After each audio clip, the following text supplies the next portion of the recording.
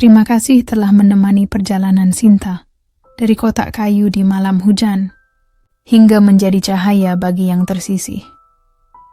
Kisah ini terinspirasi dari kisah nyata yang tersebar di banyak sudut negeri, tempat di mana anak-anak tak bersalah harus membayar dosa yang bukan miliknya.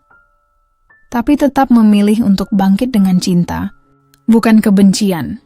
Jika cerita ini menyentuh hatimu, jangan lupa tekan tombol suka, bagikan ke orang yang mungkin butuh harapan hari ini, dan subscribe ke channel Emau Cerita. Karena di sini, setiap luka punya hak untuk diceritakan. Dan setiap akhir yang pahit bisa jadi awal dari kekuatan baru. Tinggalkan jejakmu di kolom komentar. Pernahkah kamu memaafkan seseorang yang dulu menyakitimu? Karena kadang, cerita terbaik lahir bukan dari kesempurnaan, tapi dari keberanian untuk terus melangkah, meski hati masih berdarah. Sampai jumpa di episode berikutnya. Di Mau Cerita, kami percaya setiap manusia punya kisah yang layak didengar. Aku tak pernah tahu hangat pelukan pertama ibuku. Yang kuingat, meski ingatan itu lahir dari cerita, bukan kenangan, adalah dinginnya malam itu, basah oleh hujan yang tak kunjung reda, seolah langit ikut menangisi kelahiranku yang dianggap aib. Aku lahir bukan dalam pelukan penuh syukur, tapi dalam bisikan malu yang disembunyikan di balik tirai gelap. Ibuku, perempuan yang wajahnya baru kulihat puluhan tahun kemudian, melahirkan sendirian di sebuah gubuk reot di pinggir kota. Tak ada bidan, tak ada tetangga yang peduli. Hanya dia, bayi mungil yang menangis, dan rasa malu yang lebih berat dari beban bumi. Keluarganya telah mengusirnya sejak tahu ia mengandung dari laki-laki yang tak pernah berniat menikahinya. Anak haram. Begitu desas-desus berhembus di kampung halamannya. Dan di matanya, barangkali, aku adalah bukti nyata dari kehancuran nama baik keluarga. Malam itu, dengan tubuh lelah dan hati remuk, ia membungkusku dalam selembar kain putih. Mungkin satu-satunya benda bersih yang ia miliki. Lalu ia meletakkan kanku di dalam kotak kayu bekas tempat menyimpan benang jahit. Tidak ada surat, tidak ada nama. Hanya aku, kedinginan, menangis di tengah derasnya hujan, seolah suara tangisku adalah doa pertama yang tak sampai ke langit. Pagi buta, Ibu Lucy, pengurus panti asuhan kasih bunda, menemukanku tergeletak di depan gerbang. Tubuhku membiru, tapi masih bernapas. Ia menggendongku erat, seakan ingin menggantikan hangat yang tak pernah kuterima dari darah dagingku sendiri. "Siapa namamu, Nak?" bisiknya. Aku tentu tak bisa menjawab. Maka ia memberiku nama, Sinta. Artinya murni, katanya sambil mengusap air mata di pipiku. Atau mungkin air hujan yang belum kering. Aku tumbuh tanpa tahu siapa ayahku. Tanpa tahu mengapa cinta yang melahirkanku justru berakhir dengan penolakan. Yang ku tahu hanyalah ini. Aku dibuang, bukan karena tak dicintai, tapi karena dunia terlalu kejam pada perempuan yang berani mencintai di luar aturan. Tapi malam itu tetap menghantuiku. Dalam mimpi, aku sering merasa kembali ke dalam kotak kayu itu, gelap, sempit, dan sunyi. Dan suara hujan, suara itu selalu datang. Bukan sebagai pengantar tidur, tapi sebagai pengingat. Kau tidak diinginkan. Namun justru di sanalah benih kekuatanku tumbuh. Jika dunia tak memberiku tempat, maka aku akan menciptakan tempatku sendiri. Dari kotak kayu itu, aku belajar satu hal. Bahkan bayi yang tak diinginkan pun tetap layak hidup. Dan hidupku, meski pahit di awal, akan kujadikan jawaban untuk semua yang meragukan nilai keberadaanku. Panti asuhan kasih. Bunda, tempat yang kelak kusebut rumah, berdiri di ujung gang sempit yang jarang dilewati orang. Dindingnya retak, atapnya bocor setiap hujan, dan halamannya dipenuhi tanaman liar yang tak pernah dipangkas. Tapi di mataku, tempat itu adalah istana. Karena di sanalah aku pertama kali merasa ada. Ibu Lucy bukan perempuan kaya. Ia janda tua yang suaminya mati dalam kecelakaan kereta api ketika ia masih muda. Lucy sama Loki tak pernah menikah lagi. Katanya hatinya sudah cukup penuh untuk merawat anak-anak yang tak punya siapa-siapa. Dan di antara puluhan wajah yang datang dan pergi, aku, Sinta, adalah salah satu yang tinggal paling lama.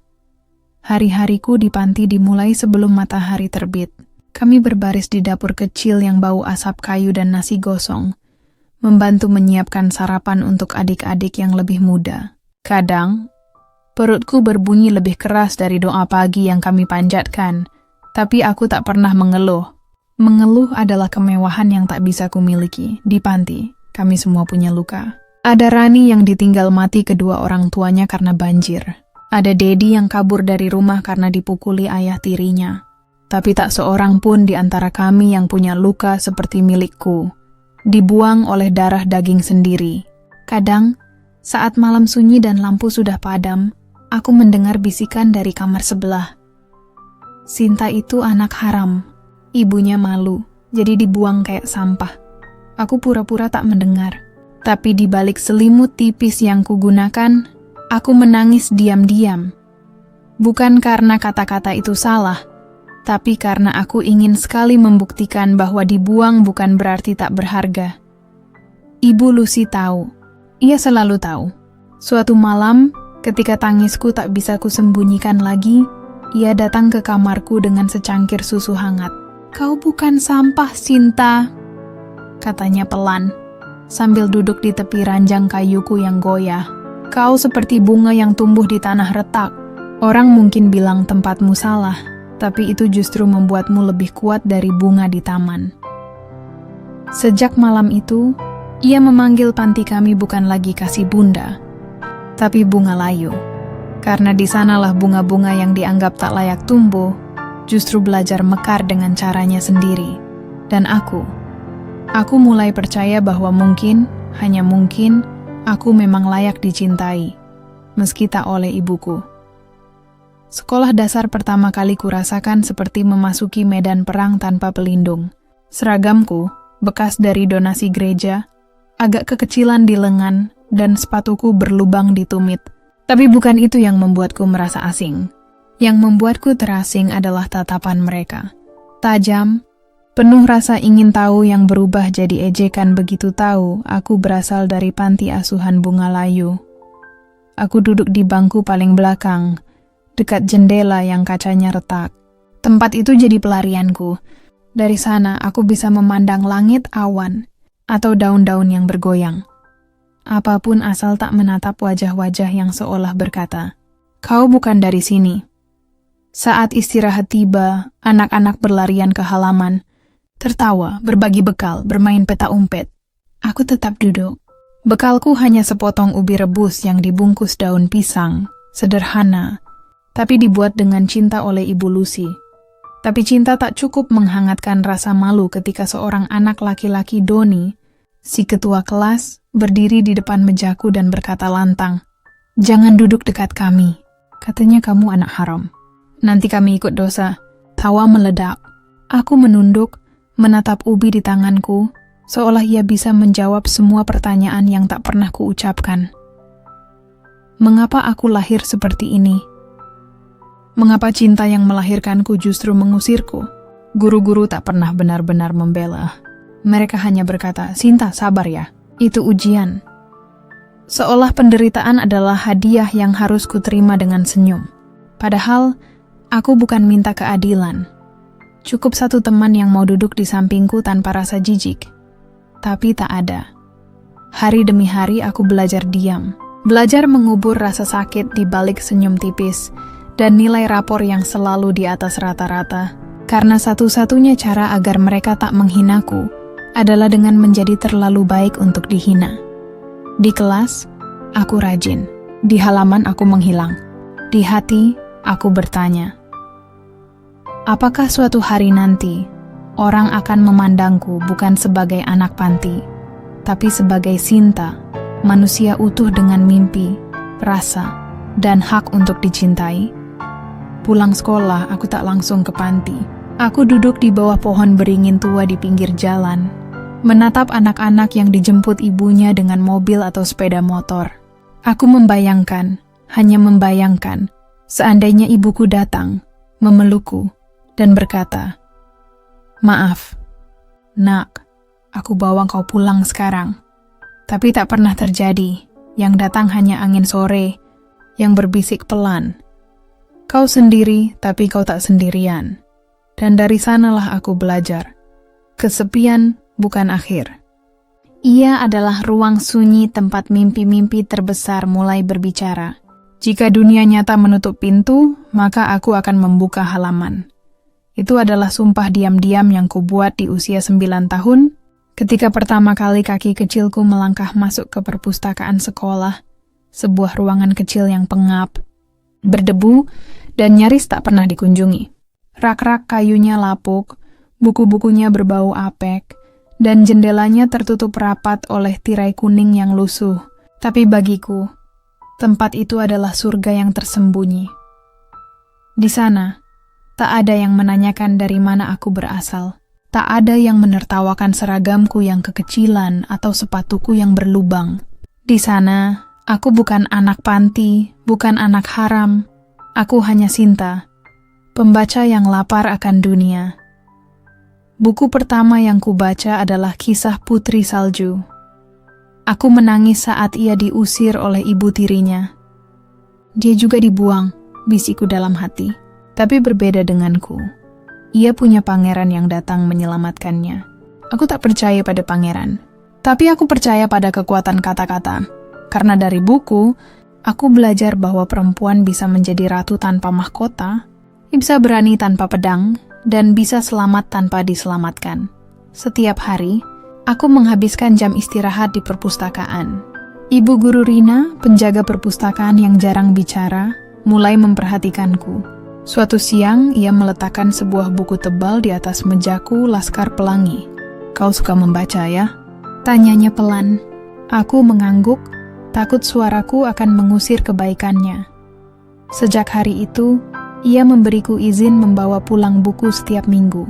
Di malam-malam sunyi di panti, ketika lampu sudah dimatikan dan semua anak tertidur, aku menyelinap ke dapur, menyalakan lilin kecil, dan membaca sampai mata perih. Cerita-cerita itu menjadi selimutku, pengganti pelukan yang tak pernah kuterima. Dari buku, aku belajar tentang Paris yang penuh cahaya, tentang perempuan bernama Marie Curie yang menembus batas gender, tentang anak miskin yang menjadi penulis terkenal. Dan di setiap kisah itu, aku menemukan bayangan diriku sendiri, terluka, tapi tak tumbang. Suatu hari, Ibu Lucy menemukanku tertidur di lantai dapur. Buku terbuka di dada. Lilin sudah habis. Ia tak marah. Ia hanya mengusap rambutku dan berbisik, "Kau punya dunia di kepalamu, Sinta. Jaga baik-baik. Karena suatu hari, dunia itu akan jadi nyata." Aku tak mengerti saat itu. Tapi kini, bertahun-tahun kemudian, aku tahu ia benar. Karena dari buku-buku yang kubaca di kegelapan itulah, aku belajar bermimpi. Bukan mimpi kecil yang mudah dihancurkan, tapi mimpi besar yang cukup kuat untuk mengangkatku keluar dari lumpur takdir.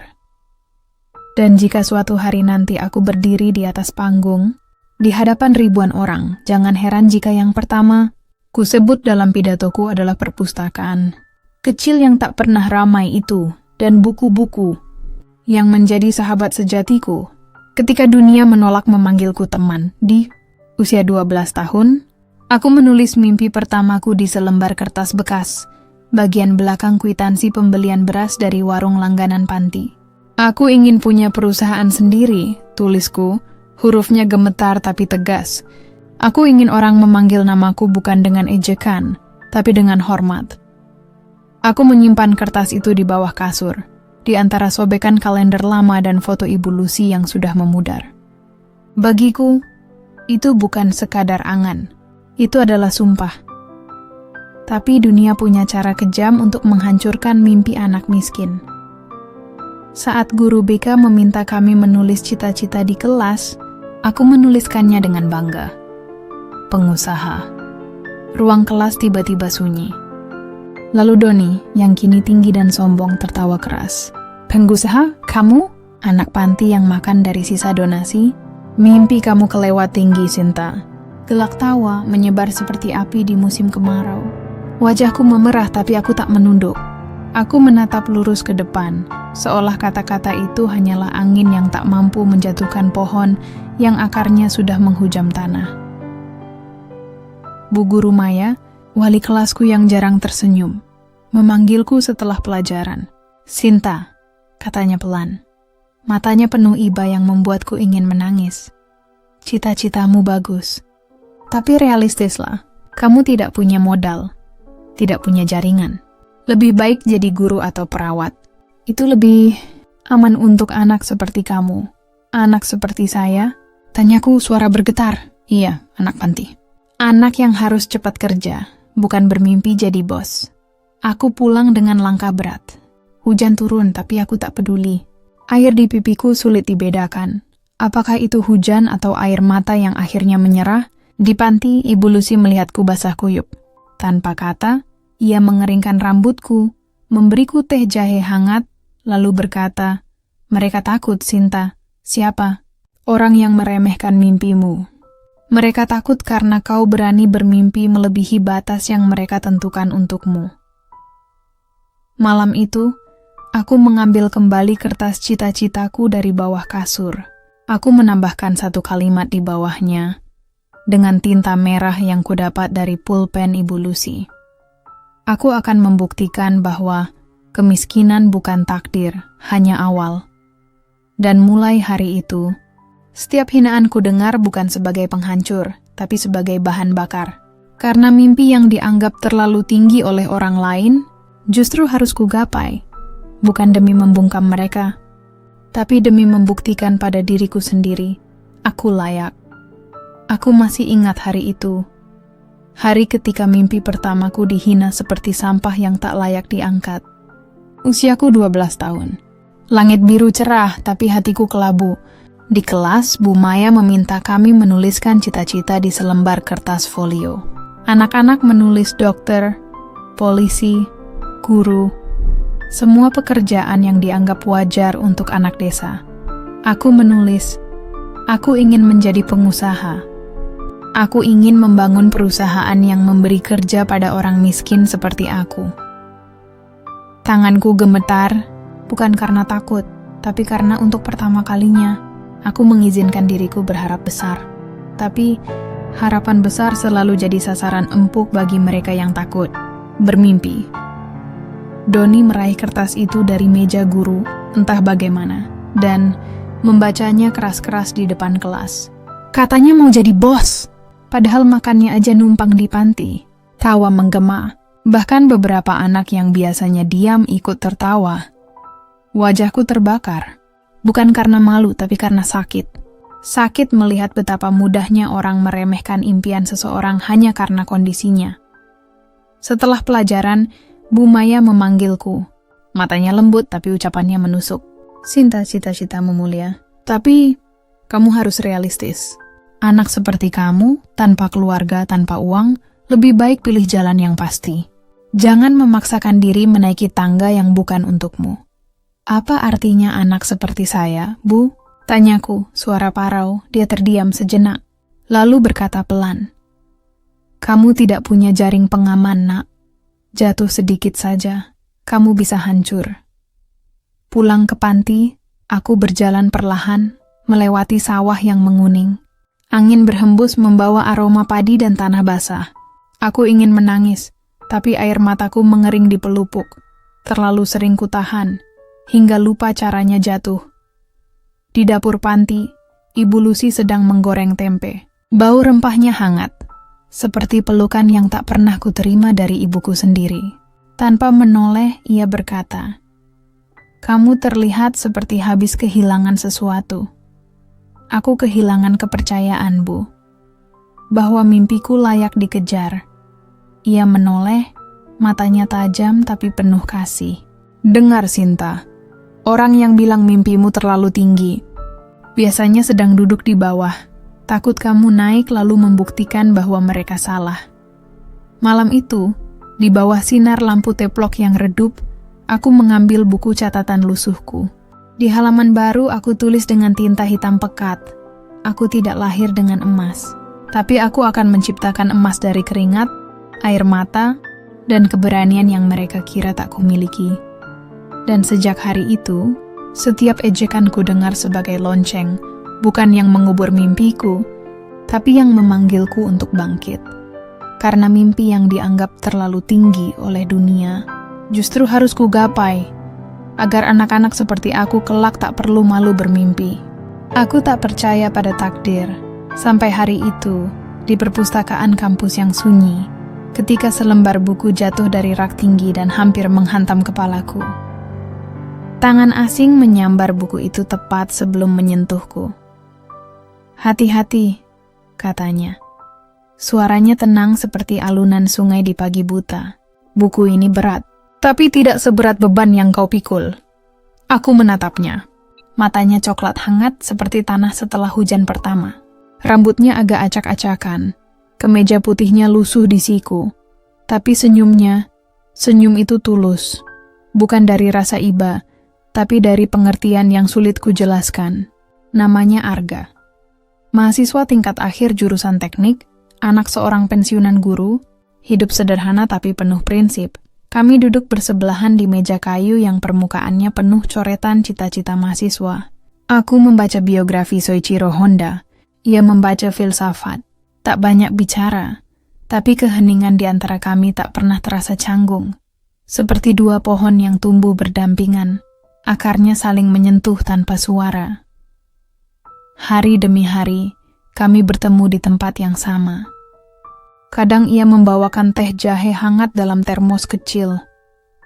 "Untukmu yang selalu kedinginan," katanya suatu pagi, melihatku menggigil di bawah AC perpustakaan.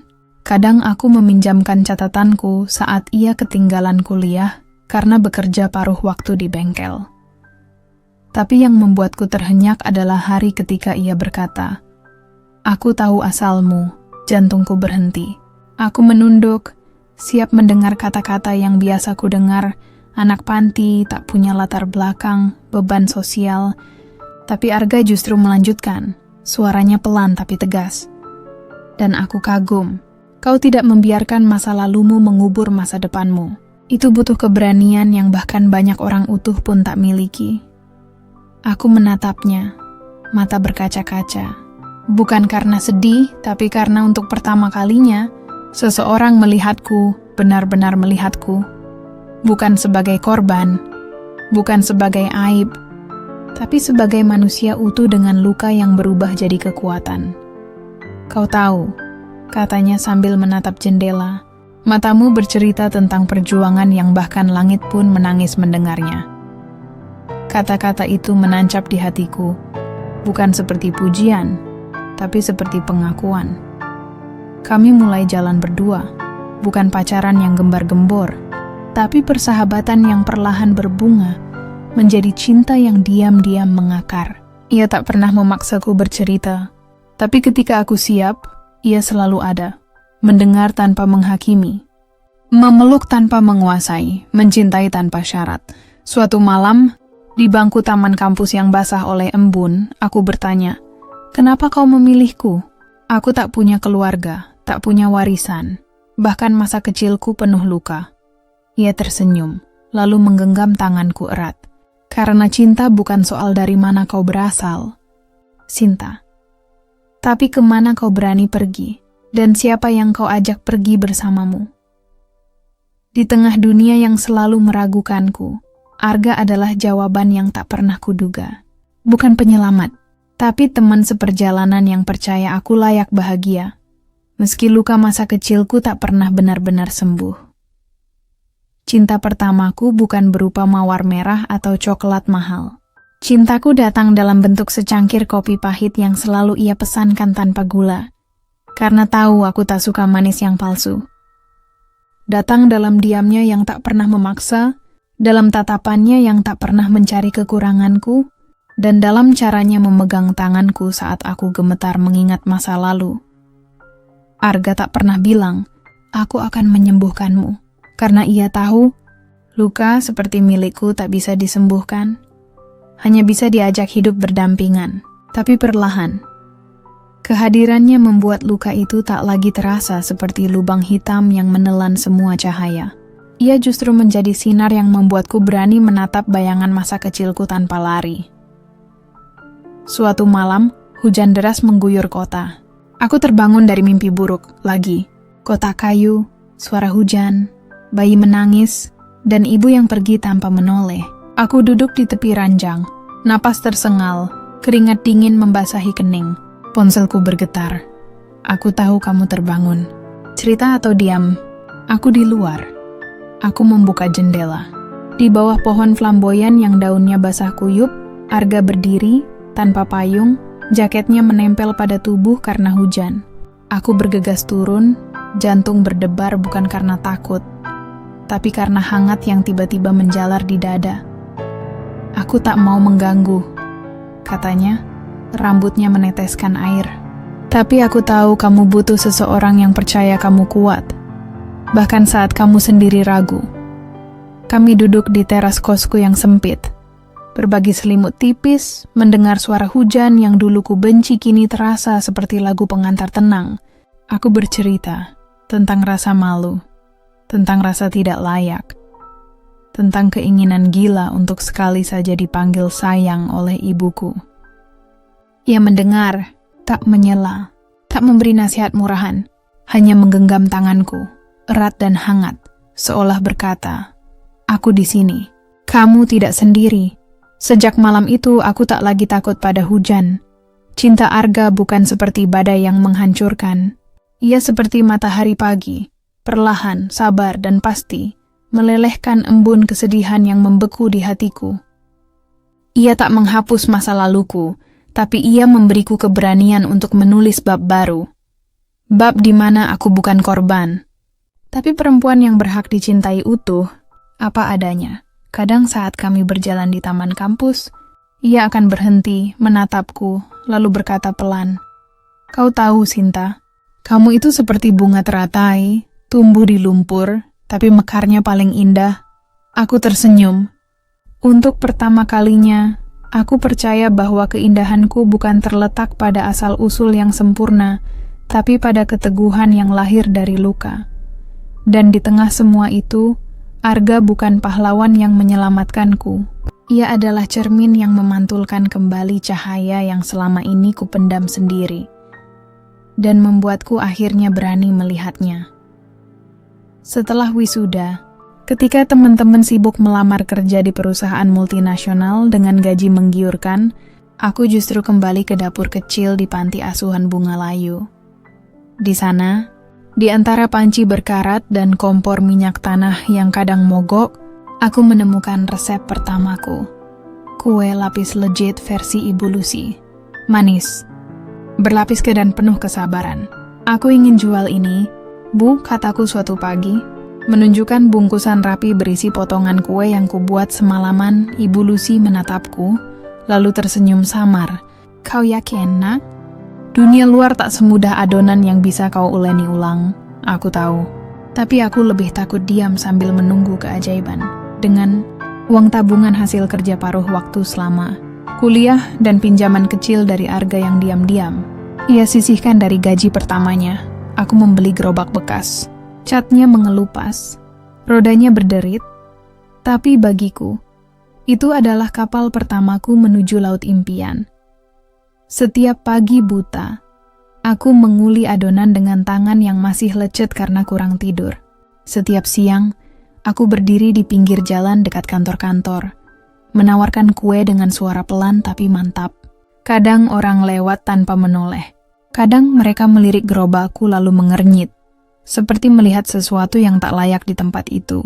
Tapi kadang ada yang berhenti, mencoba, lalu kembali esok harinya.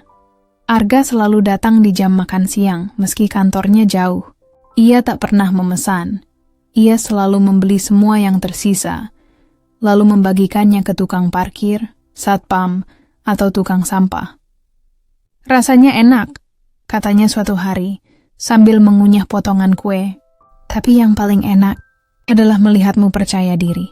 Perlahan usahaku tumbuh, dari gerobak kecil menjadi stand di pasar mingguan. Dari stand, menjadi toko sederhana di sudut jalan.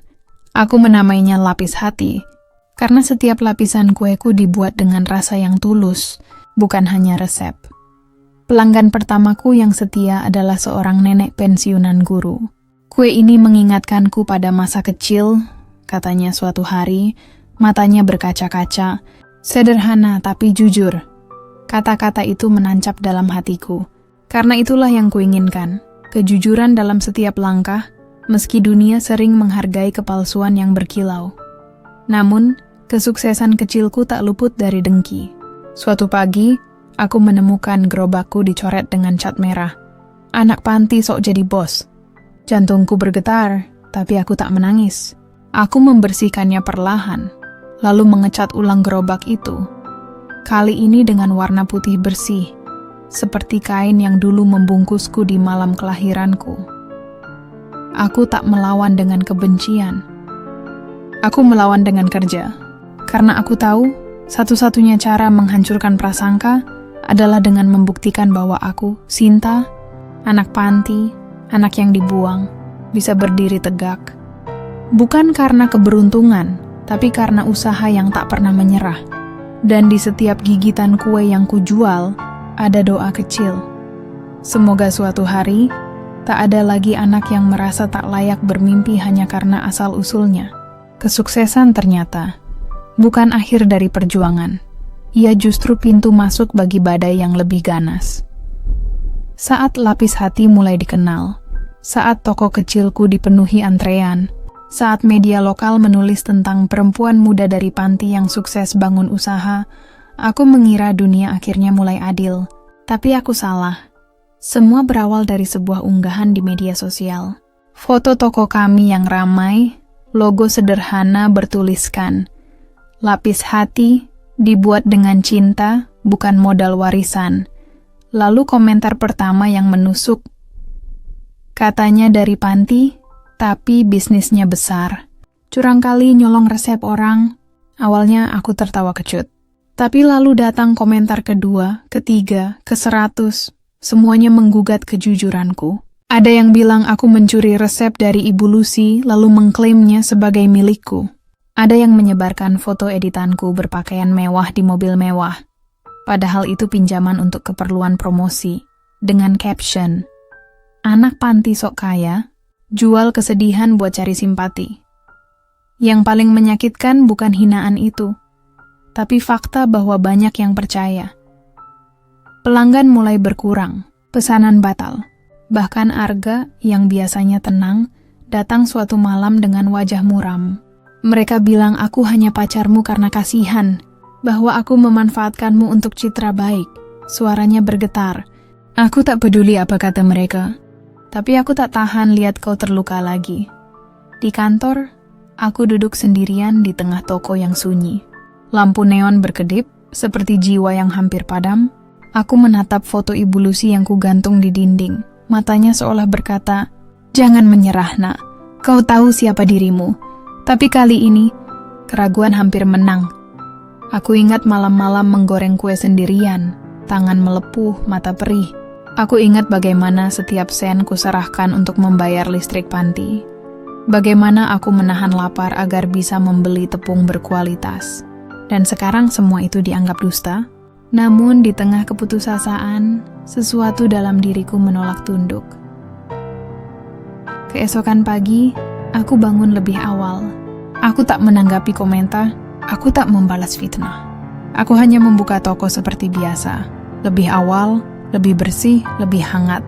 Larut kedakukan bukan sesuatu yang belum pernah kulakukan. Aku mengundang semua pelanggan lama dan media untuk melihat langsung proses pembuatan kue di dapur kami. "Ini tanganku," kataku di depan kamera kecil yang kusewa. Suara tenang tapi tegas. "Ini keringatku. Ini resep yang kubuat bersama Ibu Lucy, yang tak pernah kau tanya sebelum menghakimiku." Aku tunjukkan setiap langkah, cara mengocok telur dengan tangan, cara melapis adonan satu persatu, cara menunggu oven dengan sabar. Tak ada rahasia. Tak ada kecurangan, hanya kerja keras yang tak pernah tidur. Dan perlahan, angin berubah arah. orang-orang mulai kembali. Bukan karena kasihan, tapi karena percaya. Karena kejujuran, seperti cahaya, tak pernah bisa lama disembunyikan. Badai itu tak menghancurkanku. Ia justru membersihkan, menyapu mereka yang hanya datang karena tren, dan menyisakan jiwa-jiwa yang percaya pada nilai, bukan pada gosip. Aku belajar satu hal malam itu. Di dunia yang suka menghakimi, kebenaran bukanlah sesuatu yang kau teriakkan, tapi sesuatu yang kau hidupi setiap hari, tanpa lelah. Kesuksesanku ternyata tak hanya menarik simpati, ia juga membangunkan ular yang selama ini tidur dalam sarang kebencian. Nama mereka, keluarga Laksmana, pemilik jaringan toko kue ternama di kota, dengan waralaba di 5 provinsi dan citra keluarga terhormat yang dibangun selama puluhan tahun. Awalnya mereka hanya menatapku dengan sebelah mata, seperti melihat lalat kecil yang tak layak diusir. Tapi ketika lapis hati mulai menggerus pasar mereka, ketika pelanggan mulai memilih kueku yang sederhana tapi jujur daripada produk, mereka yang penuh pengawet, dan citra semu merekalah yang mulai merasa terancam. Aku pertama kali merasakan ancaman. Itu ketika seorang mantan karyawan Raka, yang kuberhentikan karena ketahuan mencuri bahan baku, tiba-tiba muncul di berita televisi. Wajahnya tertutup bayangan, suaranya direkam samar, tapi tuduhannya tajam seperti pisau. Sinta memalsukan label halal.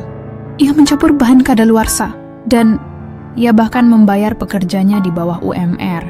Dunia seakan runtuh dalam semalam. Media menyerbu tokoku, pelanggan menuntut penjelasan. Bahkan dinas kesehatan datang melakukan inspeksi mendadak. Aku berdiri di tengah dapur yang bersih, hati berdebar, tapi kepala tetap tegak. Periksa semua yang kalian mau, kataku, suara bergetar tapi tegas. Setiap bahan punya nota, setiap pekerja punya kontrak, dan setiap kue dibuat dengan nurani. Pemeriksaan membuktikan aku bersih. Tapi kerusakan sudah terjadi, reputasiku goyah. Penjualan anjlok. Dan yang paling menyakitkan, Arga dipanggil oleh keluarganya. Ayahnya, seorang pengusaha yang kenal dekat dengan Nyonya Laksmana, melarangnya membantuku. Kau terlalu dalam terlibat dengan perempuan itu, katanya dingin. Ia membawa masalah. Jangan rusak nama baik keluarga demi cinta buta. Arga menolak. Tapi malam itu, aku melihat bayangan kelelahan di matanya. Bukan lelah fisik, tapi lelah membela seseorang yang terus-menerus dihujani lumpur. Lalu, datang surat pengadilan Raka yang ternyata dibayar oleh keluarga Laksmana, menggugatku atas eksploitasi tenaga kerja dan penipuan konsumen. Aku hampir tertawa, ironi begitu pahit. Aku yang dulu makan nasi gosong di panti, kini dituduh menghisap keringat orang lain. Di ruang sidang, aku duduk sendirian. Kecuali Arga yang nekat datang meski diancam diusir dari keluarganya. Saat hakim meminta bukti, aku menyerahkan buku catatan kecil yang selama ini kusimpan. Rincian pembelian bahan, slip gaji karyawan, bahkan foto-foto proses produksi harian. Saya tak punya kekayaan, kataku pelan, menatap hakim. Tapi saya punya catatan kejujuran, dan itu tak bisa dibeli, apalagi dipalsukan. Beberapa hari kemudian, gugatan dibatalkan. Raka mengaku di bawah tekanan. Dan meski keluarga Laksmana tak pernah secara resmi dituduh, semua orang tahu siapa dalangnya. Tapi kemenangan itu terasa pahit. Karena aku sadar, selama aku naik, akan selalu ada yang berusaha menjatuhkanku. Bukan karena aku salah, tapi karena keberadaanku mengganggu kenyamanan mereka yang lama duduk di atas. Namun, dari jebakan itu, aku belajar satu hal. Jika kau berdiri di tanah yang benar, tak ada lubang yang cukup dalam untuk menelanmu selamanya. Dan aku, Sinta, anak yang dulu dibuang dalam kotak kayu, kini bersumpah. Aku tak akan pernah lagi membiarkan rasa takut mengalahkan kebenaran. Setelah badai fitnah itu berlalu, aku mengira hidup akan kembali tenang. Tapi alam rupanya punya cara sendiri untuk membersihkan langit. Dan kali ini, ia membawa angin yang tak kuduga. Semua berawal dari seorang jurnalis muda bernama Dina. Ia datang ke tokoku bukan untuk menghakimi, tapi untuk mendengar. Saya tak percaya orang sekuatmu bisa menjatuhkan diri sendiri hanya karena satu tuduhan, katanya, matanya tajam tapi hangat. Aku menceritakan semuanya, dari kotak kayu di malam hujan, hingga jebakan yang nyaris mengubur usahaku. Ia mendengar tanpa menyela, lalu pergi dengan buku catatan penuh coretan. 2 minggu kemudian, sebuah laporan investigasi panjang dimuat di media nasional. Sinta, dari panti asuhan ke arena bisnis, perempuan yang dijatuhkan, lalu bangkit tanpa kebencian. Artikel itu bukan hanya membela namaku, ia membongkar jaringan kebohongan yang dibangun keluarga Laksmana. Dina berhasil melacak transfer uang dari rekening pribadi Nyonya Laksmana ke rekening Raka. Ia juga mewawancarai mantan karyawan mereka yang bersedia bersaksi bahwa selama ini merekalah yang mencampur bahan murah, memalsukan label halal, dan membiarkan pekerja di bawah standar. Dunia terguncang. Media yang dulu menyerangku, kini berbondong-bondong meminta wawancara. Pelanggan lama kembali, kali ini dengan permintaan maaf di mata mereka. Bahkan pemerintah daerah mengundangku untuk berbicara dalam forum UMKM tentang integritas dan ketahanan mental. Tapi yang paling mengejutkan bukan itu. Suatu sore, seorang perempuan muda datang ke tokoku. Ia mengenakan jilbab sederhana, wajahnya pucat, dan tangannya gemetar saat menyerahkan amplop coklat. "Ini untuk Ibu Lucy," bisiknya. Di dalamnya ada surat dan sejumlah uang. Surat itu berbunyi, "Saya mantan pekerja keluarga Laksmana. Mereka memaksaku menyebarkan isu buruk tentang Anda. Tapi setelah baca berita itu, saya tak tahan lagi berbohong. Maafkan saya. Dan terima kasih, karena keberanian Anda saya berani keluar dari neraka itu." Aku menangis. Bukan karena lega, tapi karena sadar. Kebenaran memang lambat, tapi ia tak pernah benar-benar mati. Ia hanya menunggu seseorang yang berani menyalakannya. Seperti lilin kecil di kegelapan yang akhirnya menerangi seluruh ruangan. Arga memelukku erat malam itu. "Kau lihat? Dunia akhirnya melihat siapa kamu sebenarnya." Aku menggeleng pelan. "Bukan dunia yang penting, Arga, tapi aku sendiri. Aku akhirnya percaya, aku layak dihormati. Bukan karena sukses, tapi karena tetap jujur meski dunia menawarkanku jalan pintas." Perusahaanku pun berubah nama. Dari Lapis Hati menjadi Sinta Group. Bukan sebagai lambang kesombongan, tapi sebagai pengakuan bahwa anak yang dulu dianggap tak berharga, kini mampu membangun sesuatu yang utuh, bersih, dan bermartabat. Dan di tengah sorotan yang kini memujiku, aku tetap menyimpan satu prinsip. Jangan pernah biarkan kebencian orang lain mengubah cara hatimu berdetak. Kini, ketika orang menyebut namaku, mereka tak lagi berkata anak panti atau anak haram. Mereka menyebutku perempuan yang tak tumbang meski langit runtuh di atas kepalanya. Hujan turun lagi malam itu. Hujan yang sama seperti malam aku dibuang dulu. Aku duduk di kantor lantai atas gedung Sinta Group, menatap kota yang berkelap-kelip di balik jendela kaca. Di meja, secangkir teh jahe hangat mengepul, hadiah rutin Arga setiap kali aku lembur. Tiba-tiba, resepsionis menelepon. "Bu Sinta, ada seorang ibu tua di lobi. Katanya butuh bantuan medis darurat, tapi dia tak punya uang, tak punya surat rujukan. Hanya membawa tas kresek dan batuk yang tak berhenti." Aku hampir menyuruh asisten menanganinya. Aku bukan dokter, bukan lembaga sosial. Tapi sesuatu dalam suara resepsionis membuatku ragu. Dia terus menyebut nama Sinta, tapi tidak tahu kalau ibu adalah bos di sini. Jantungku berdebar. Aku turun dengan langkah pelan, seolah takut menginjak bayangan masa lalu. Di lobi, di bangku paling pojok, duduk seorang perempuan kurus. Punggungnya membungkuk, rambutnya putih kusut, dan tangannya gemetar memegang sapu tangan compang-camping. Ia mengenakan kebaya lusuh yang dulu mungkin pernah indah, sepatunya bolong di tumit, dan matanya sama sepertiku. Aku berhenti di ambang pintu. Napas tersengal. Dunia seakan berhenti berputar. Ia menatapku, tapi tak mengenali. Bagaimana mungkin aku kini berjas rapi, rambut tersisir, wajah terawat, jauh dari bayi kedinginan yang dulu ia tinggalkan. "Nak, kamu pegawai di sini?" Suaranya parau, seperti daun kering yang diinjak. "Aku cuma minta tolong. Anakku dulu juga bernama Sinta. Kalau dia masih hidup, mungkin seumuranmu." Aku tak bisa bicara. Arga yang tiba-tiba muncul di sampingku, menatapku dengan mata penuh tanya. Tapi aku hanya mengangguk pelan dan berkata, suara serak, "Mari." Kami akan bantu." Aku membawanya ke rumah sakit terdekat, membayar semua biaya, bahkan menyewa kamar VIP. Sepanjang perjalanan, ia terus bicara tentang anak perempuannya yang hilang, tentang penyesalan yang menggerogoti hatinya selama puluhan tahun, tentang malam hujan yang tak pernah bisa ia lupakan. Kalau Tuhan kasih kesempatan, aku ingin bilang, "Maaf," bisiknya, matanya menatap langit mobil ambulans. Aku tak tahu dia tumbuh jadi apa.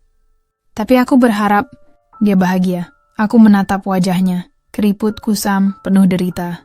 Dan untuk pertama kalinya, aku tak melihat perempuan yang membuangku. Aku melihat korban. Korban zaman. Korban tekanan. Korban rasa malu yang dipaksakan oleh dunia yang kejam pada perempuan. Di kamar rumah sakit, setelah ia tertidur, aku duduk di kursi sebelah ranjangnya. Arga memegang pundakku. "Kamu tak wajib memaafkannya," katanya pelan. Aku menatap tangannya, tangan yang dulu meletakkanku di kotak kayu. Kini, tangan itu rapuh, berbintik usia, dan dingin. "Aku belum tahu apa yang akan kulakukan," jawabku, suara bergetar. "Tapi malam ini, aku hanya ingin dia tahu anaknya hidup, dan dia tak pernah berhenti berharap ibunya datang." Pagi itu, sinar matahari menembus tirai kamar rumah sakit, lembut seperti belayan yang tak pernah kuterima di masa kecil. Ibuku, perempuan yang dulu hanya bayangan dalam mimpi burukku, terbangun perlahan. Matanya menyipit, lalu menatapku yang duduk diam di samping ranjang. Kali ini, ia mengenali sesuatu. Bukan namaku, bukan posisiku sebagai bos besar, tapi sorot mataku. "Kamu," suaranya bergetar, napas tersengal.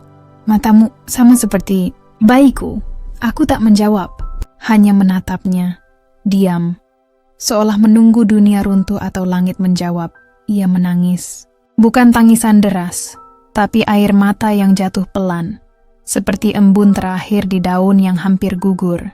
"Aku tahu, kamu adalah dia ya." Aku mengangguk pelan. Dan di sanalah, di ruang putih yang penuh bau antiseptik itu, ia mengucapkan kalimat yang kudengar seumur hidup dalam mimpi, dan kini terasa seperti pisau yang menusuk dua arah. "Aku dulu membuangmu." Jantungku berhenti. "Bukan karena aku tak mencintaimu," lanjutnya, suara parau oleh batuk dan penyesalan. "Tapi karena aku tak punya pilihan. Ayahmu menikahi perempuan lain sehari setelah tahu aku hamil. Keluargaku mengusirku. Tetangga mengejek. Aku muda, sendirian, tak punya apa-apa. Aku malu, Sinta. Malu sampai rela mengubur cintaku sendiri bersama bayiku." Ia menangis lebih keras, tubuhnya gemetar. "Aku berharap kau mati, agar aku tak perlu menanggung rasa bersalah selamanya. Tapi Tuhan tak mengabulkannya. Ia malah memberimu hidup yang jauh lebih besar daripada yang pernah kubayangkan." Aku menatap wajahnya. Wajah yang kini kuyu, sakit, dan penuh luka batin yang lebih dalam dari luka fisiknya. Aku ingin marah. Aku ingin berteriak. Kau tega meninggalkanku seperti sampah." Tapi kata-kata itu tak keluar, karena di balik kemarahanku ada pertanyaan yang lebih besar. Apakah ia benar-benar tak punya pilihan? Atau dunia memang begitu kejam pada perempuan yang jatuh cinta di luar aturan? Arga masuk membawa obat. Ia menatapku, lalu ibuku, dengan mata penuh empati. "Kau tak perlu memutuskan apa-apa sekarang," bisiknya setelah ibuku tertidur kembali. "Hanya dengarkan dulu. Kadang, pengakuan adalah bentuk penebusan yang paling jujur." Aku menatap tangan ibuku. Tangan yang dulu meletakkanku di kotak kayu. Kini tangan itu menggenggam selimut dengan lemah, seolah memohon perlindungan dari hujan masa lalu yang tak kunjung reda. Aku belum memaafkannya, tapi untuk pertama kalinya, aku melihatnya bukan sebagai monster yang membuangku, tapi sebagai perempuan yang juga hancur oleh dunia yang sama yang dulu menghinaku. Dan di sanalah luka kami berdua bertemu. Bukan sebagai korban dan pelaku, tapi sebagai dua jiwa yang sama-sama terluka oleh rasa malu yang dipaksakan oleh zaman. Malam itu, aku tak bisa tidur. Bayangan wajah ibuku, rapuh, menyesal dan penuh luka, terus menghantuiku.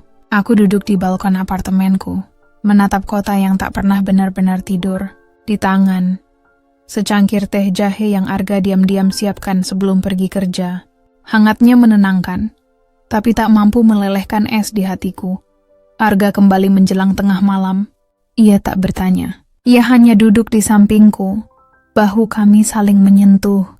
Diam dalam bahasa yang hanya kami berdua pahami. Kau marah padanya? Tanyanya akhirnya, suaranya pelan seperti desau daun.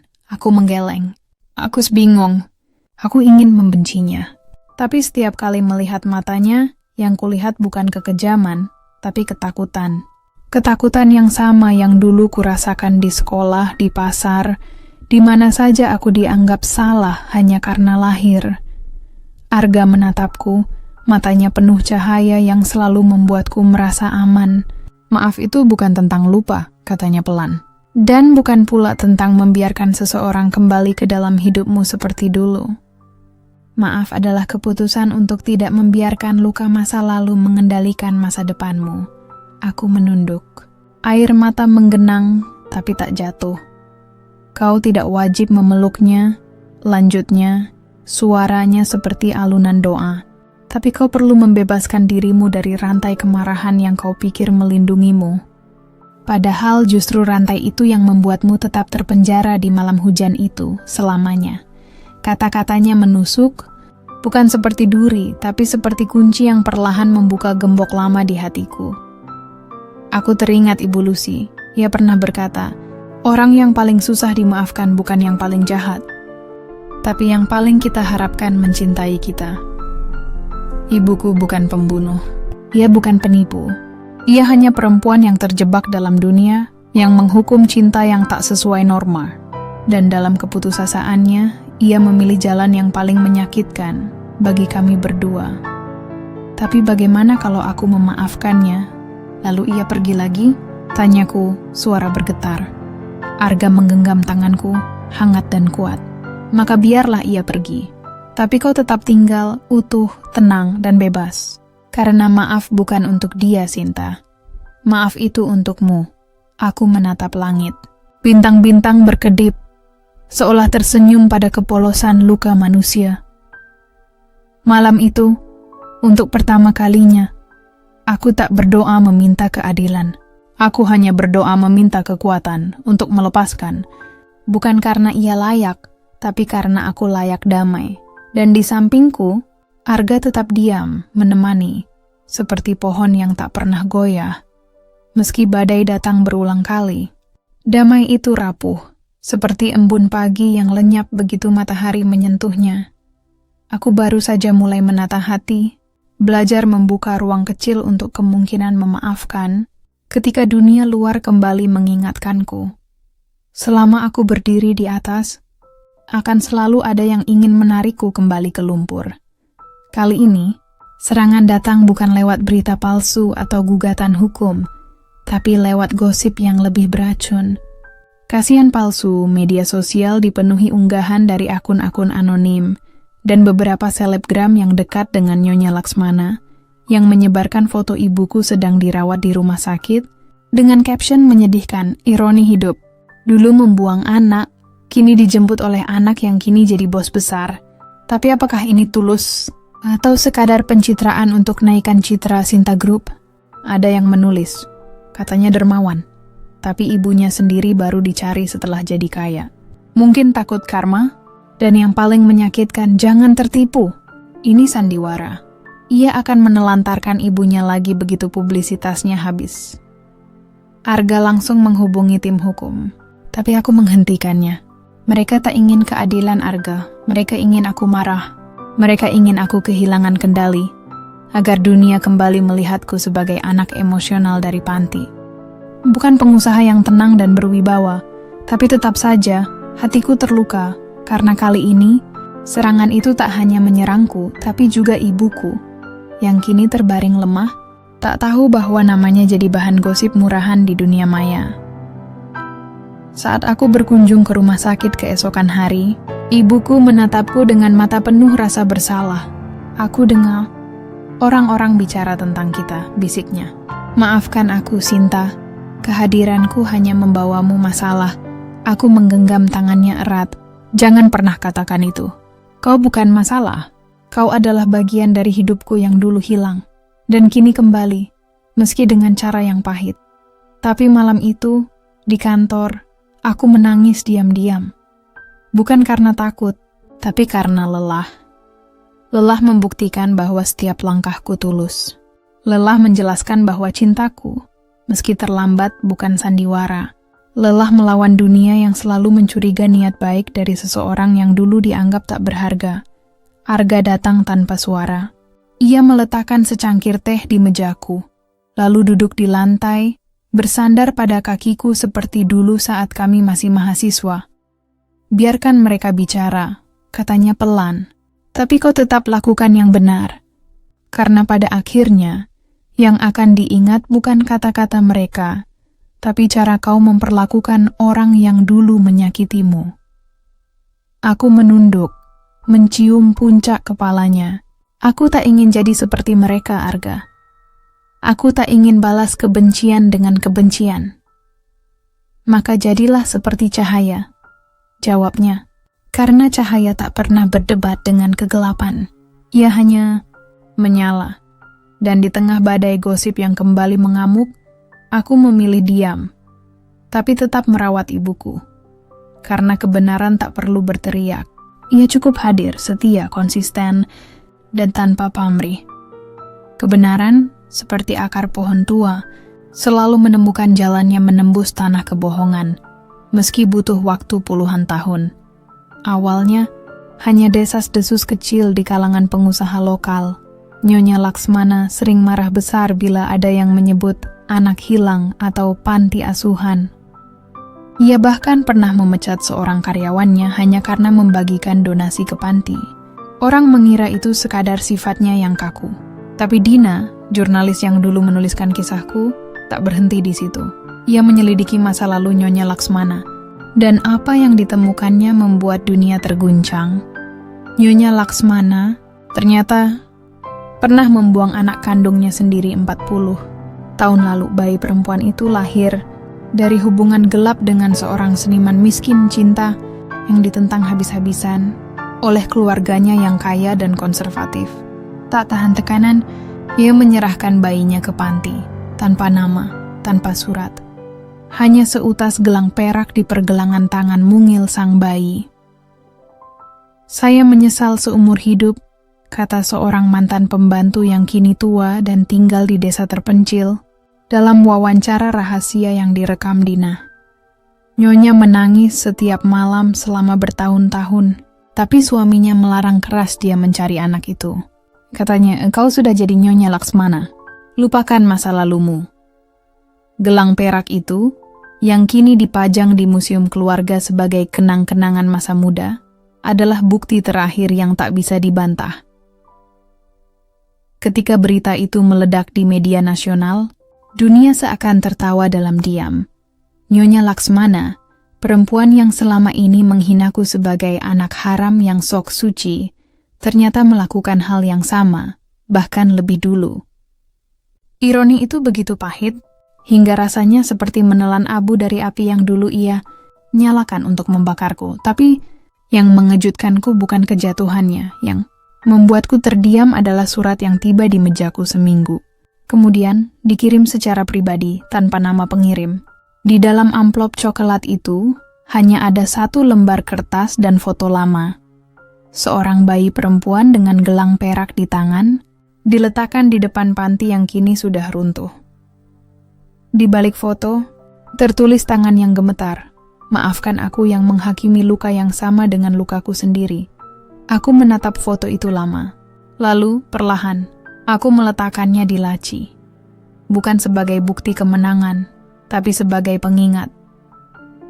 Manusia mudah menghakimi luka yang tak tampak di kulitnya sendiri. Arga menatapku saat aku keluar dari kantor. Kau menang, katanya pelan. Aku menggeleng. Tidak, Arga. Kita semua kalah. Selama masih ada ibu yang membuang anak karena takut pada omongan dunia. Nyonya Laksmana mengundurkan diri dari bisnis keluarganya.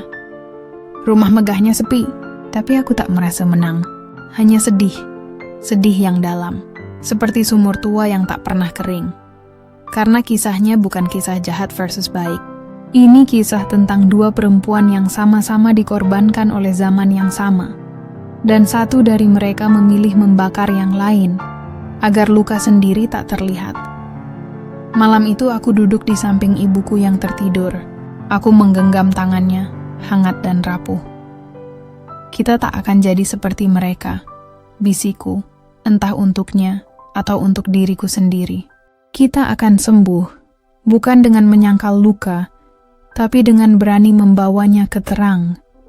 Musim hujan kembali datang, seperti lingkaran takdir yang tak pernah benar-benar berakhir. Ibuku kini semakin lemah. Penyakit paru-parunya memburuk, dan dokter hanya bisa tersenyum getir saat kutanyakan harapan kesembuhannya. Ya butuh kedamaian, Bu Sinta, katanya pelan. Bukan obat, tapi maaf, entah dari siapa. Aku tahu siapa yang dimaksud. Malam itu, aku duduk di samping ranjangnya, memegang tangannya yang kini kurus seperti ranting kering. Lampu kamar redup, hanya suara hujan yang menemani kami, saksi bisu dari pertemuan yang terlambat puluhan tahun. Tiba-tiba, ia membuka matanya. Pandangannya jernih, seolah seluruh kesadarannya kembali dalam sekejap. Sinta, suaranya bergetar tapi tegas. Aku tak minta kau memaafkanku. Aku tak layak. Aku menahan napas. Tapi sebelum aku pergi, aku ingin matanya melihatmu bahagia. Ia menatapku, matanya berkaca-kaca. Bukan sukses, bukan kaya, tapi bahagia. Seperti anak kecil yang dulu kuharap bisa kupeluk setiap malam.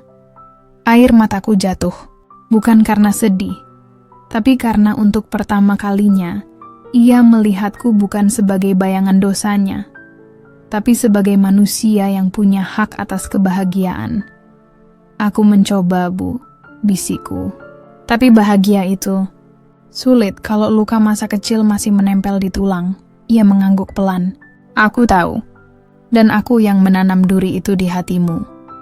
Ia menarik napas berat, lalu melanjutkan. Tapi dengar, nak. Jangan biarkan duri itu tumbuh jadi akar. Cabut perlahan atau biarkan bunga tumbuh di sekitarnya. Karena kau layak berbunga. Meski ditanam di tanah yang retak. Kata-katanya seperti puisi yang datang terlambat, tapi tetap indah. Aku mengingat malam-malam di panti, saat aku membayangkan ibuku. Apakah ia cantik? Apakah ia suka menyanyi? Apakah ia pernah menangis memikirkanku? Kini, di depanku, ia nyata. Rapuh, menyesal, tapi jujur. Kau tahu kenapa aku tak pernah menikah? Tanyaku tiba-tiba, ia menggeleng lemah. Karena aku takut jadi ibu yang buruk. Aku takut melukai anakku seperti aku dilukai. Ia menangis, tangisan yang dalam, dari lubuk jiwa yang terluka sama parahnya denganku. Maafkan aku, karena membuatmu kehilangan kepercayaan pada cinta. Aku menggenggam tangannya erat. Tapi aku menemukannya, Bu. Dalam pelukan Arga, dalam senyum Ibu Lucy, bahkan dalam diammu yang penuh penyesalan. Di luar hujan semakin deras. Tapi di dalam kamar itu, ada kehangatan yang tak bisa dijelaskan. Bukan rekonsiliasi penuh, tapi pengakuan tulus bahwa kami berdua hancur, dan mungkin dalam kehancuran itu kami bisa saling menopang. Sebelum tertidur, ibuku berbisik, kalau nanti aku pergi, jangan kuburkan aku jauh. Biarkan aku dekat, meski hanya dalam doamu. Aku mengangguk, menahan tangis. karena untuk pertama kalinya, permintaannya bukan tentang rasa malu, tapi tentang cinta yang akhirnya berani diucapkan, meski terlambat.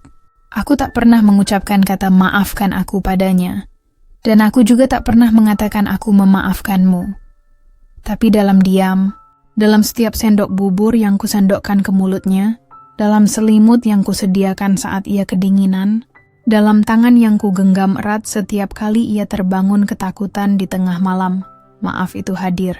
Bukan sebagai kata, tapi sebagai tindakan. Ibuku tahu, suatu pagi, ketika sinar matahari pertama kali menyentuh wajahnya setelah berminggu-minggu hanya melihat lampu kamar yang redup, ia menatapku dengan senyum samar. Kau merawatku seperti aku pernah merawatmu dulu, bisiknya. Aku terdiam, karena sejujurnya ia tak pernah merawatku. Tapi aku tak mengoreksinya. Biarlah ia percaya. Biarlah ia mati dengan ilusi bahwa ia masih layak dicintai. Karena cinta, kadang, bukan soal kebenaran mutlak, tapi soal memberi seseorang ruang untuk pulang, meski rumah itu tak pernah benar-benar ia bangun sendiri. Arga sering datang membawakan bunga lili putih yang kusukai. Ibumu suka? Tanyanya suatu hari sambil menata vas di meja samping ranjang. Dia tak pernah punya bunga waktu muda. Jawabku pelan. Keluarganya bilang bunga buang-buang uang, tapi dulu aku yakin dia pernah membayangkan punya taman. Maka sejak hari itu, kamarnya selalu dipenuhi bunga. Melati, mawar putih, lili, bahkan bunga matahari kecil yang kubeli dari pasar. Aku ingin ia pergi dengan ingatan akan keindahan, bukan hanya penyesalan. Suatu malam, ketika ia demam tinggi dan bicara tak jelas, ia tiba-tiba memanggilku. Anakku, jangan tinggalkan ibu. Aku duduk di sampingnya, mengusap keningnya yang panas. Aku di sini, Bu. Aku tak akan pergi. Dan di sanalah aku sadar. Selama ini aku mengira diriku korban. Tapi ia juga korban dari dunia yang menghukum perempuan karena berani mencintai di luar batas. Aku tak memaafkannya karena ia layak. Aku memaafkannya karena aku layak damai, kedamaian. Itu tak datang dari penghapusan luka. Ia datang ketika aku berhenti menuntut masa lalu untuk berubah, dan mulai menerima bahwa manusia, bahkan ibuku, adalah makhluk rapuh yang kadang salah memilih jalan dalam kegelapan. Ketika dokter berkata waktunya tinggal hitungan hari, aku membawanya pulang ke rumah kecilku di pinggir kota, jauh dari hiruk-pikuk kota dan gosip media. Di sana hanya ada angin, daun, dan suara burung pagi. Di hari terakhirnya, ia menatapku lama. Matanya jernih, seolah seluruh hidupnya terangkum dalam pandangan itu. Lalu ia menggenggam tanganku, erat, hangat, dan penuh syukur. Tak ada kata. Tapi aku mengerti. Maaf kami berdua tak pernah diucapkan, tapi ia mengalir dalam pelukan terakhir, dalam air mata yang jatuh bersamaan, dalam doa yang kami panjatkan dalam diam. Dan mungkin itulah maaf paling tulus yang tak butuh kata, karena sudah menyatu dalam jiwa. Ia pergi di pagi yang tenang, saat embun masih menempel di daun jambu di halaman, saat burung gereja mulai berkicau, dan saat sinar matahari pertama menyentuh wajahnya seperti belayan terakhir dari dunia yang dulu ia takutkan. Tak ada drama, tak ada napas tersengal yang panjang, hanya helaan napas terakhir yang lembut, seperti daun yang jatuh dari dahan setelah musim gugur tiba. Aku duduk di samping ranjangnya, memegang tangannya yang kini dingin. Tak ada penyesalan di wajahnya, hanya kedamaian, seolah ia akhirnya menemukan rumah yang selama ini ia cari, bukan di antara manusia, tapi di pelukan sang pencipta yang tak pernah menghakiminya. Arga datang tanpa suara. Ia meletakkan selendang putih di atas dada ibuku, lalu memelukku dari belakang. Kami tak bicara, tak perlu. Karena dalam keheningan itu, semua terasa. Rindu, luka, cinta, dan kelegaan yang aneh. Seakan beban yang kusandang seumur hidup perlahan larut bersama embun pagi. Pemakamannya sederhana. Hanya aku, Arga, Ibu Lucy yang kini sudah sangat tua, dan seorang pendeta dari panti. Tak ada karangan bunga mewah, tak ada kerabat yang datang, karena ia memang tak punya siapa-siapa lagi di dunia. Tapi di atas makamnya, aku menanam bunga melati. Bunga yang dulu kubayangkan ia sukai, meski tak pernah kudengar dari bibirnya. Saat tanah pertama jatuh menutup petinya, aku menangis. Bukan karena ia pergi, tapi karena baru sekarang aku mengerti. Ia juga korban dari zaman yang menghukum perempuan karena berani mencintai korban. Dari keluarga yang lebih mencintai nama baik daripada darah daging. Korban dari rasa malu yang dipaksakan hingga mengubur cinta yang seharusnya suci. Dan di tengah air mata itu, aku merasa damai. Bukan karena luka sembuh, tapi karena luka itu akhirnya dipahami. Pulang dari pemakaman, aku membersihkan kamarnya. Di laci meja kecil, aku menemukan sesuatu yang membuatku terdiam. Sebuah foto kecil, lusuh, berbingkai karton. Foto itu memperlihatkan bayi mungil aku dalam gendongan Ibu Lucy di depan panti asuhan. Di baliknya tertulis dengan tinta yang hampir pudar, "Anakku, maafkan ibu. Tapi lihatlah, kau tumbuh jadi cahaya." Aku tak tahu kapan ia mendapatkan foto itu. Mungkin dari seseorang di panti. Mungkin dari berita lama yang menyorotku. Tapi yang pasti, ia menyimpannya. Seperti menyimpan harapan kecil bahwa suatu hari, aku akan kembali ke pelukannya. Aku menempelkan foto itu di dadaku. Ratun ibuku tak sempurna. Iya salah, ia melukai. Tapi di akhir hidupnya, ia mencoba dengan caranya yang terbatas untuk memperbaiki yang rusak. Dan mungkin itu sudah cukup, karena hidup ini bukan soal akhir yang sempurna, tapi soal keberanian untuk memperbaiki, meski hanya di detik-detik terakhir. 2 tahun berlalu sejak ibuku pergi. Waktunya tak menghapus luka, ia hanya mengajarkanku cara hidup berdampingan dengannya. Seperti sungai yang mengalir di atas batu tajam, luka itu kini tak lagi melukai, tapi justru mengasah, membuatku lebih peka, lebih lembut, dan lebih berani memberi pada yang tak punya suara. Aku tak lagi hanya memimpin Sinta Group sebagai perusahaan kue. Kini, ia berkembang menjadi fondasi sosial yang memberdayakan perempuan korban kekerasan, mantan penghuni panti, dan ibu tunggal yang kesulitan ekonomi. Di setiap toko kami, ada program pelatihan. Bukan hanya cara membuat kue, tapi cara percaya diri, cara berdiri tegak, cara bermimpi tanpa takut dihakimi. Dan di tengah kota, di atas tanah yang dulu kubeli diam-diam, berdiri sebuah bangunan putih sederhana dengan taman penuh bunga melati. Panti asuhan Bunga Layu dibangun ulang, bukan sebagai tempat penampungan, tapi sebagai rumah harapan. Di sana, anak-anak tak lagi dipanggil anak panti.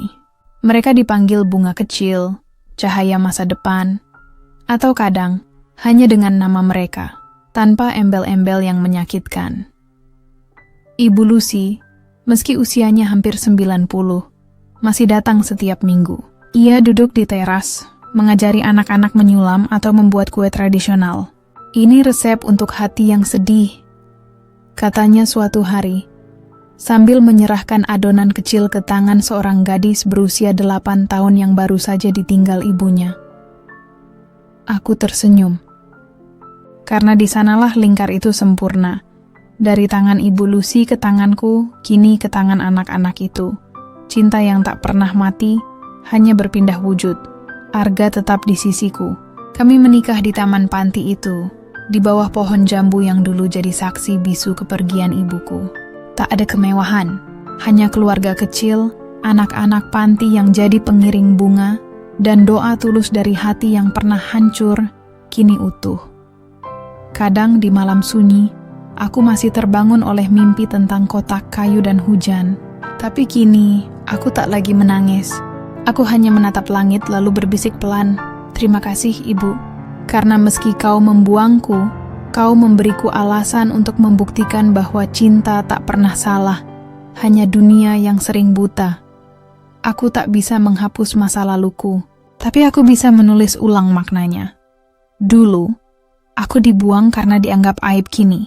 Aku berdiri bukan untuk membuktikan bahwa aku layak dicintai, tapi untuk mengingatkan dunia bahwa setiap anak layak hidup, bermimpi, dan mekar, meski lahir di tanah yang retak. Dan jika suatu hari nanti namaku disebut, biarlah bukan sebagai pengusaha sukses, tapi sebagai perempuan yang mengubah luka menjadi cahaya. Bagi mereka yang masih terjebak dalam kegelapan yang dulu pernah kurasakan. Apakah kamu pernah memaafkan seseorang yang sangat menyakitimu? Atau justru kamu yang pernah meminta maaf, tapi tak pernah dijawab? Tulis ceritamu di kolom komentar. Karena setiap luka layak didengar, dan setiap maaf bisa jadi awal dari cahaya baru. Terima kasih telah menemani perjalanan Sinta, dari kota kayu di malam hujan, hingga menjadi cahaya bagi yang tersisih. Kisah ini terinspirasi dari kisah nyata yang tersebar di banyak sudut negeri. Tempat di mana anak-anak tak bersalah harus membayar dosa yang bukan miliknya. Tapi tetap memilih untuk bangkit dengan cinta, bukan kebencian. Jika cerita ini menyentuh hatimu, jangan lupa tekan tombol suka, bagikan ke orang yang mungkin butuh harapan hari ini, dan subscribe ke channel MAU Cerita. Karena di sini, setiap luka punya hak untuk diceritakan. Dan setiap akhir yang pahit bisa jadi awal dari kekuatan baru. Tinggalkan jejakmu di kolom komentar. Pernahkah kamu memaafkan seseorang yang dulu menyakitimu? Karena kadang, cerita terbaik lahir bukan dari kesempurnaan, tapi dari keberanian untuk terus melangkah, meski hati masih berdarah. Sampai jumpa di episode berikutnya. Di Mau Cerita. Kami percaya, setiap manusia punya kisah yang layak didengar.